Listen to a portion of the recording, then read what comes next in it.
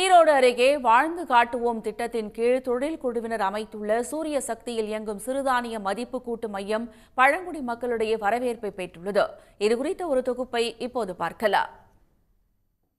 தமிழ்நாடு அரசின் சிறப்பு திட்ட அமலாக்கத்துறையின் சார்பில் வாழ்ந்து காட்டுவோம் திட்டம் ஈரோடு மாவட்டத்தில் 5 ஒன்றியங்களுக்கு உட்பட்ட 77 ஊராட்சிகளில் செயல்படுத்தப்பட்டு வருகிறது.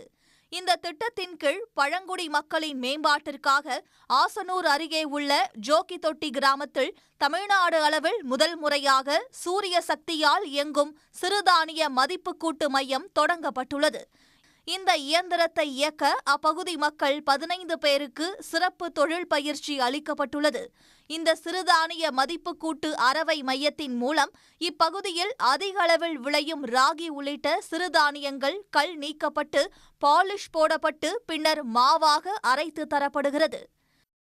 தமிழ்நாட்டிலே முதல் முறையாக கல் நீக்கி பாலிஷ் பண்ணி அதை அரைக்கிற இயந்திரம் முழுக்க சூரிய ஒளி மூலமாகவே செயல்படுது. மேலும் இந்த கண்டெய்னரை நீங்கள் எங்கே வேணுமோ வச்சு இந்த ராகி அரைக்கிறக்கூடிய பயன்படுது. இதுக்கு முன்னாடி இங்கேருந்து 40 கிலோமீட்டர் போய் தான் இவங்க இந்த மாதிரி ராகி அரைச்சிட்டு வர முடியும். இப்போ இவங்க குடியிருப்பு பகுதியிலே இதை கொடுத்துருக்கிறதுனால இது மூலயமா நல்ல பயன்பாடு இந்த மலைவாழ் மக்களுக்கு கிடைக்குது.